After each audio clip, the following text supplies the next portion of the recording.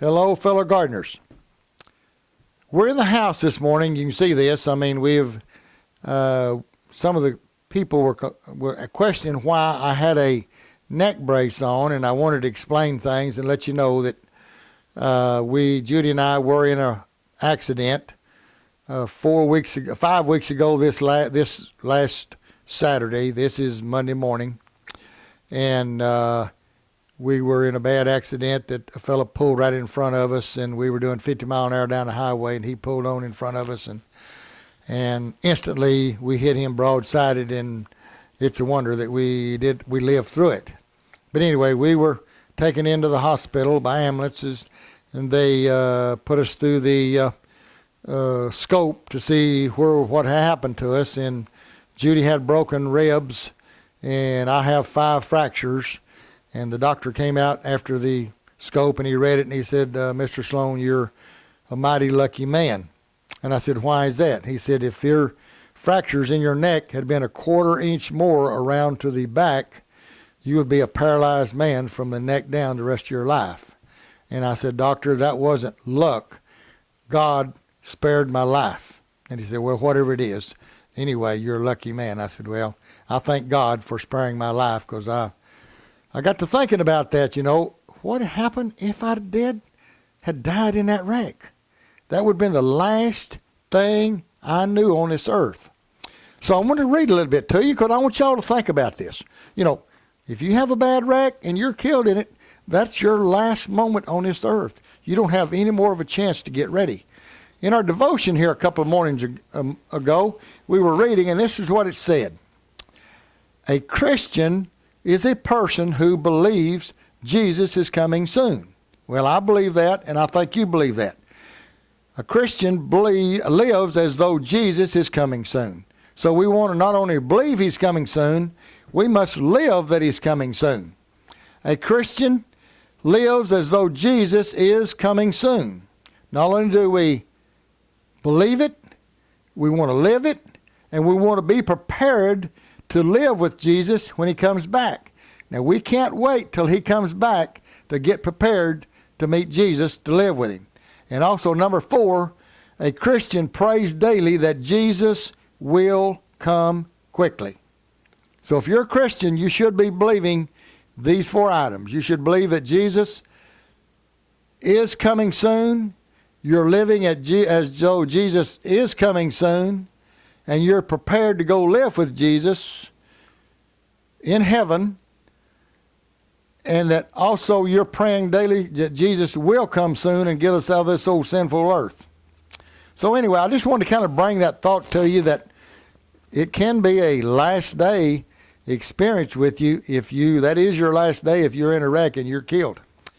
Okay, some of the other question about why we're going to church on Saturday, and I wanted to kind of explain to you, and I want you to read this out of the Bible yourself. Don't take my word for it. I'm not a preacher. I'm just a Christian like you are, sinner out here living as close to Christ as I can. I want to take you to Exodus 20 of verse 8. And it says, remember the Sabbath day to keep it holy. 6 days shall thou labor and do all thy work. But the 7th day is the Sabbath of the Lord thy God. In it thou shalt not do any work, thou, nor thy son, nor thy daughter, nor thy manservant, nor thy maidservant, nor thy cattle, nor thy strangers that is within thy gates. For in 6 days the Lord made the heaven and earth, and then he rested on the 7th. So we know about that. And you say, well, but that's in the Old Testament. That's in the 10 Commandments.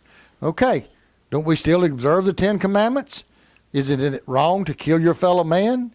Isn't it wrong to bow down to worship on images?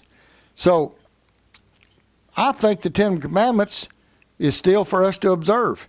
Okay? You read it for yourself. Don't take my word. Okay, he said here, 6 days he made the heavens and the earth, and on the 7th day he rested, showing us a Sabbath day that we're to keep. Okay, let's turn over to John chapter 19 and verse 31. The Jews, therefore, because it was the preparation day, that the body should not remain upon the cross on the Sabbath day, besought Pilate that their legs might be broken and they might be taken away. And then we go to verse 42 down here. They laid therefore Jesus, because of the Jews' preparation day, in the sepulchre, for it was nigh at hand. The Sabbath was nigh at hand. It was Friday afternoon. They laid him in the sepulchre, and he went to keep the Sabbath. They didn't even have time to anoint his body because it was getting close to sundown, so they put him in the grave. Then here comes, in chapter 20, on verse 1, on the first day of the week, now this was Friday afternoon, the preparation day, they put him in the grave right before sundown. And then he laid there over the Sabbath. And now here comes his followers. Here comes Mary Magdalene, early on first day of the week, which is early Sunday morning, when it was yet dark, unto the sepulchre, and seeth the stone taken away from the sepulchre. So there the stone was taken away, and she looked in, and Jesus wasn't in there. He had already been resurrected there on the first day of the week. So now then, I just want you to go and read this and think about it. We know when the day that he resurrected, he raised, because we keep that as Easter Sunday. That's Sunday. The day before that was a Sabbath, so that is Saturday. And we know the day before Saturday is Friday, which was the preparation day that they hung him on and then put him in the grave. So go study this for yourself. I'm not trying to cause a confusion out there. I just want you to be ready when Jesus comes. He says for us to follow him, you know, and let's try to live like him on this earth. Let's try to help each other, help our fellow man. And, okay, if you like this little video, subscribe, punch the button, and ring the bell, and we might mention a little more about this later. Thank you.